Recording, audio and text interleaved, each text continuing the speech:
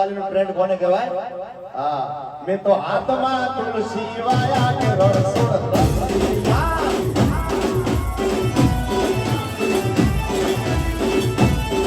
મેં તો હાથમાં